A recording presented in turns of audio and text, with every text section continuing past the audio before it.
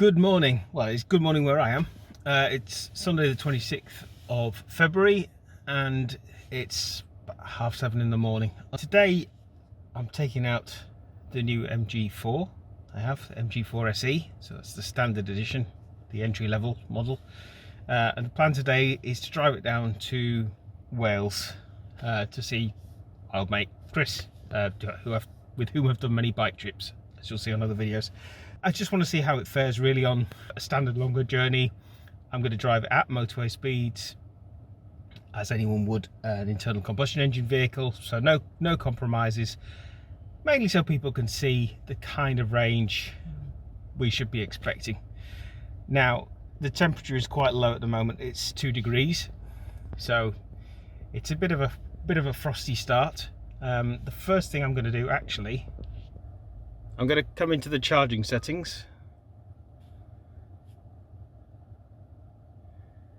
and over to energy consumption, and we're going to turn off intelligent battery heating.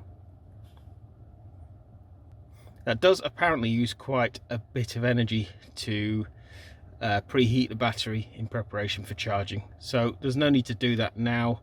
I might do it as I approach my first charging stop today, but hopefully we're going to get down to Newport in Wales without any problem.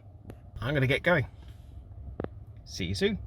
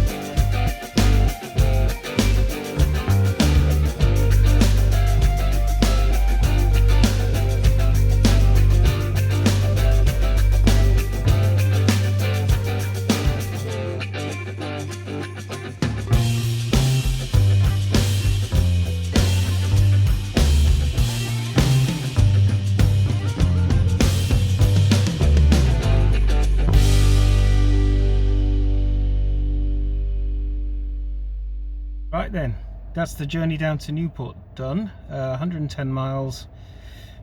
I've got 21% battery left. It's been between 2 and 4 degrees C on the way down, quite frosty. But yeah, 2.8 miles per kilowatt hour averaging. Like you see there, 58 miles per hour average. So mainly 70 on the way down. As I said, I wasn't going to make any compromises. I drove it exactly the way I drive an internal combustion engine vehicle, at 70 where I could, at 50 where I had to. There were some stretches of 50 on the way down.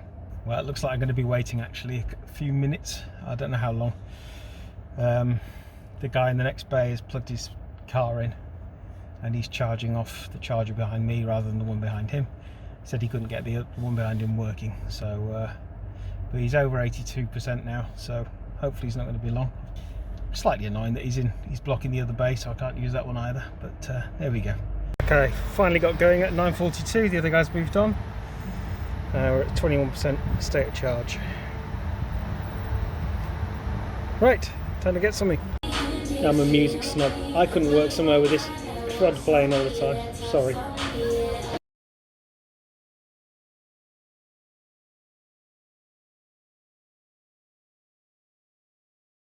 Okay, we're all done now. It's 10:24. I'm on 84%, and I think that was quite costly.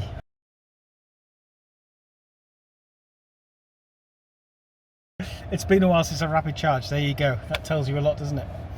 At least rapid charge to that extent. So I have now turned off the intelligent battery heating again. I put that on about 15 minutes before I got here to charge, and now I've finished. I'm just turning that off again. Off to catch up with my old mate Chris.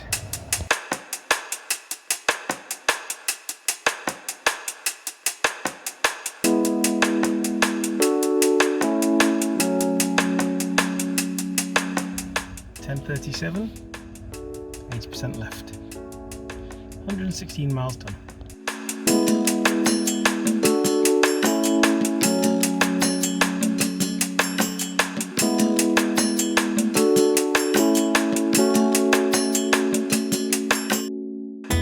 I may be out in the car on a car trip,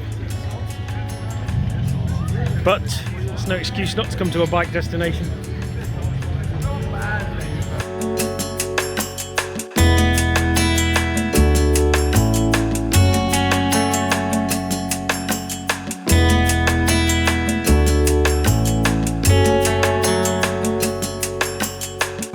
Right, so that was a quick spin out to the Baffle House. We're now heading back. I am heading back at least.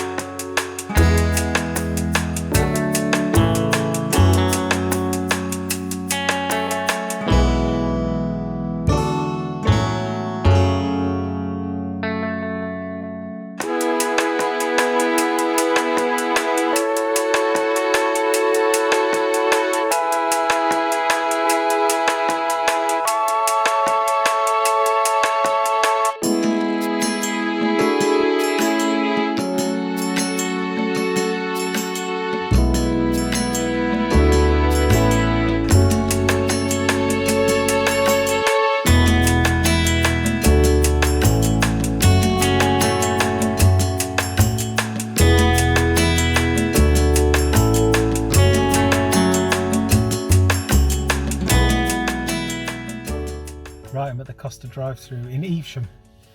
Just popping in here. I'll probably do about a quarter of an hour charge. I've already been here about 10 minutes. That's going to give me plenty to get back. I think I'm charging at 71 kilowatts, I think I just saw. I've done a screen record, so I'll put that in the video. Yeah, coming back, I came back through Usk, quite a nice picturesque route. And just to play it easy, I've just pulled in at Evesham. Came back a slightly different way. I knew about this drive-through, stopped here before. Unfortunately, the main cafe place isn't open to non-drivers. It's only the drive-through that's open, which is a bit of a pain. Let's do a quick convenience visit. But anyway, I'm likely going to be heading off in about 2 or 3 minutes. So on the home run after this.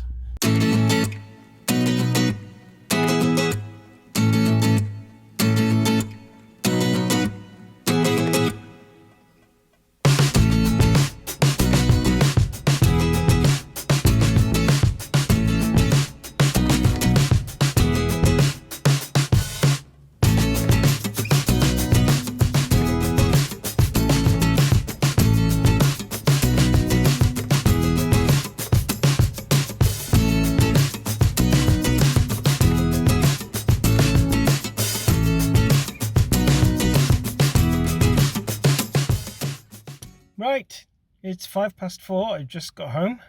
That seems to be the accumulated total today. Let's have a quick look from last charge. Okay, so I stopped in Evesham briefly.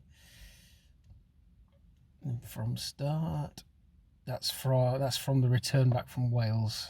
That's the from start. Well, it's the first long journey I've done in the MG4 SE. It's certainly a lovely car to drive. It's beautifully planted. It just handles brilliantly.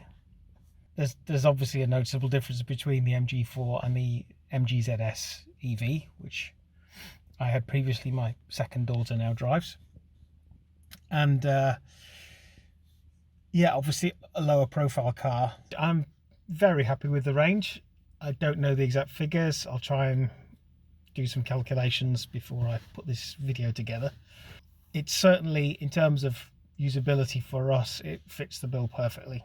The regular journey we do is about 110 miles to in-laws, and this will do it absolutely comfortably without any compromise, driving at motorway speeds, which is what I've done today. As I've said, I drove the car exactly how I would drive an internal combustion engine vehicle.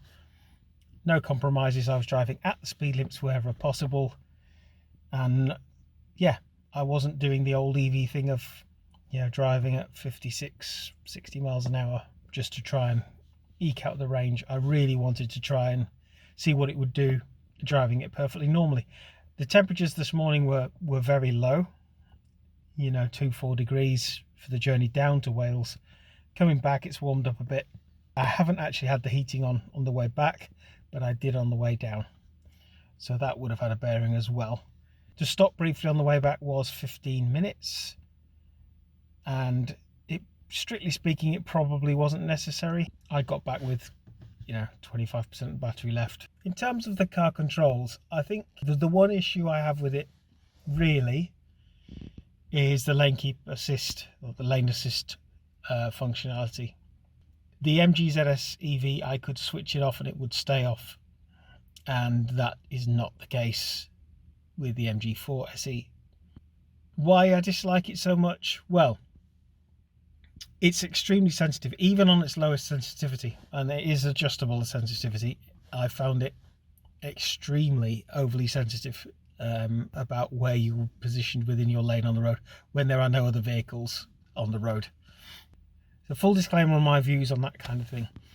I am, for my sins, with IAM Road Smart, that's the Institute of Advanced Motorists in the UK, and I train motorcyclists up to advanced test level. And one of the main function of what we do is to teach people to become thinking riders, in the car group, thinking drivers. And what that means is you actually consider everything you do when you're driving or when you're riding a motorcycle. Every action. That means, do I need to indicate? Who benefits from that indicator? If there's nobody to benefit from an indicator, you don't use the indicator. As ridiculous as that may sound to the average driver, that is advanced driving. If there is nobody around to benefit, we don't indicate. And that's a problem when you have lane keep assist on. Because if you move across the white lines, the system complains. So effectively what I've got to do now, if I want to use that tool, is I have to unlearn all the advanced techniques that I've learnt in terms of observing. I've just got to go back to doing things by rote and not being a thinking driver. And that's not good. So my own feeling on those systems is I'm not overly keen on them, because they just make people lazy, unthinking drivers. And that's not something we should be encouraging, actually. It's all very well that the tools are in their infancy. I don't think they're very advanced. Okay, that's my rant over about that. Those little things aside, I have absolutely no complaints about this car. It's a lovely car to drive. For us, the SE works fine, but depending on what your regular long drives are, you may want to look at the longer range version, or indeed the trophy level, the top of the range one. Now, a big reason we went for the SE, the standard edition, is it uses lithium phosphate batteries rather than lithium cobalt. So straight away, the arguments about, small African children digging out cobalt don't apply.